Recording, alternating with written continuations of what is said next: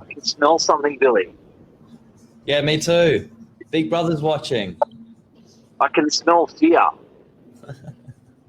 I can smell fear with buyers, and I can smell fear with sellers. But don't fear. Big Brother is here. With property, stay tuned. We're going to tell you more about it.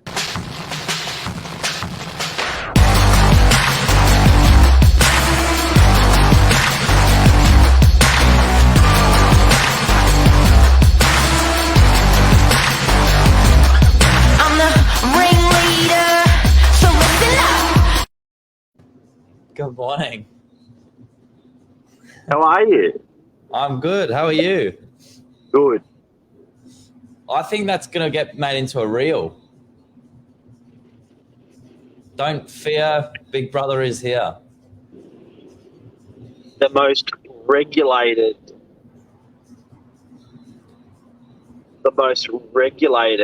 asset class in the country, property. Yep. And the conversations we are having all day, every day with buyers and sellers are real. They are raw, and they go a little something like this, what we're talking about today. And it's everything's going to be okay is the famous words, because Big Brother is watching. The government loves to step in on the property market. When it's going down, they love to step in with incentives. When it's going up, they love to step in with interest rate rises. It's interesting. So you've been in this property market for 40 odd years now? Not to give away your age. Sorry. 28. 28 years. Yeah, but exposed to it, I'm 45. So, yeah. My dad was a real estate agent. Okay, so yeah, growing up in the family, you've you've had some good exposure to it. It's been up and down in cycles throughout that time. Is this like old news for you now? Well, 40 years. I did some research overnight in Sydney. In the 40 years, the last 40 years, property has gone up. It's compounded. And for people who aren't that good at their maths, I'm going to explain what compounded means. It's compounded 7.7% on average every year without fail. If you want to look at your stats, 7.7. What that means is it goes up that 7.7%. Now it's worth 100,007. Then it goes up 7.7 on the 107,000, and then it's 115,000. It goes up 7.7 on 115,000. So it's compound growth. It's not like a percentile of like an interest rate. It's compounded. You pay a competitive interest rate for a loan. It's a heavy interest rate, so it's compounded. And Sydney market corrects on average every 5.5 years. Yep. And you were saying how much? Corrects by 5%. 5% every 5 years on average. Yep, on average. So it's hard, and the government loves property. They love property. They don't love Bitcoin, my friends. They don't love a particular stock. They love property. It is homes. It is shelter. It is the biggest asset class in the country. Have no fear, my friends out there. Yeah, it's interesting. So we were talking off air, property, you were saying biggest employment sector for the country? There is the most amount of jobs in Australia are supplied via property. Property supports building industry. Property supports, offices. Property supports homes. Property supports rich and poor. It is there for everyone. Yeah. And so, there definitely is a factor of Big Brother, it's important that there is some sort of regulation, because if it was left unattended to, it would, well, who knows where it would be. Who knows where we'll be? It's on track. But Bill, you know, the hard thing, Billy, the old man in a young man's body, the hard thing for people to remember, and this is what everyone's got to keep in the front of their mind, is when you cut, you bleed. So I'm going to get a little knife and I'm going to just get thick on your arm. All of your focus goes towards that. And you're like, Jesus, I'm bleeding.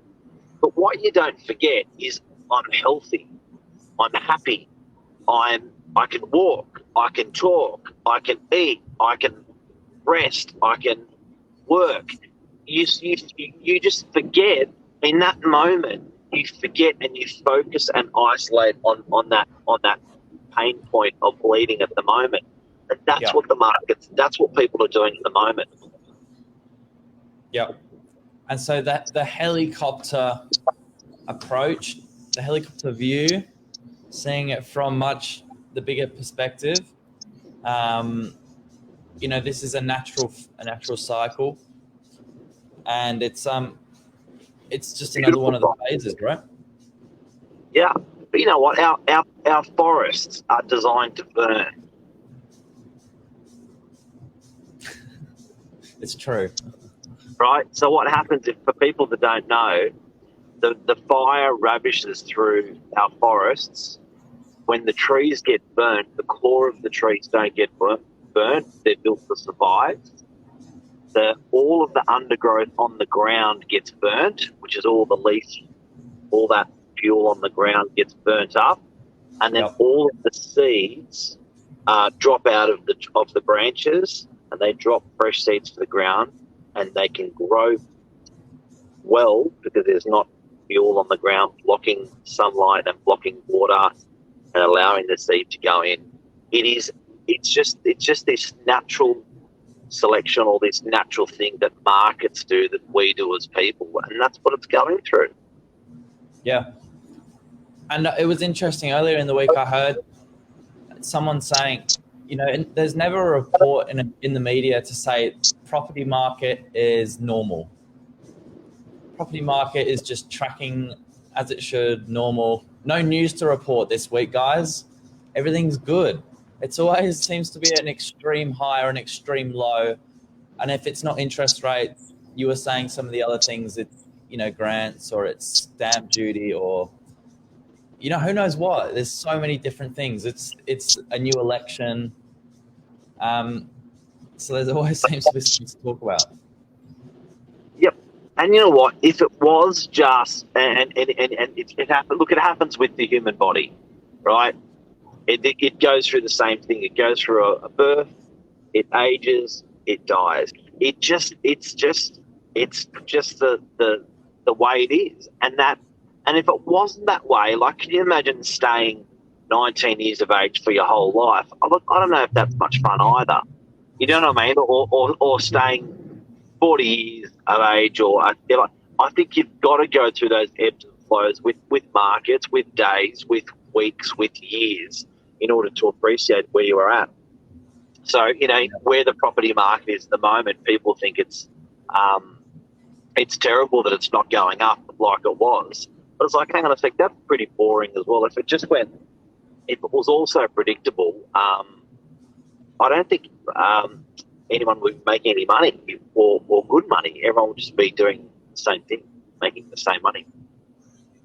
And silly kind of decisions as well, right?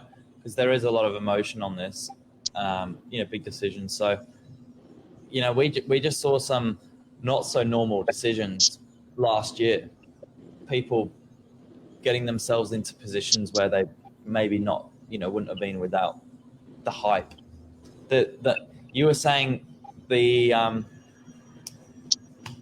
like in the moment decisions are a big thing. They're a big thing. Huge. It's like that example I gave of bleeding or getting cut. You just focus on that and you make a decision based on that. It's probably not the right decision.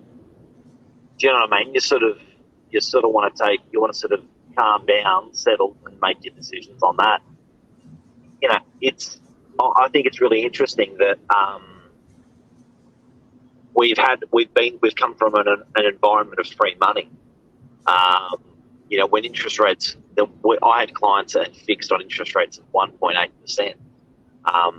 You know, 1.8% in I think in the property world is free money, and you know, when the rates are going to go up and are going up, it's like, well, of course you've got to pay for things now. Like, shit, yeah, but it really hurts. I'm really scared. Yes, you should be. Yeah. For those that haven't seen where the market was 10 years ago, though, what would you say a normal interest rate is?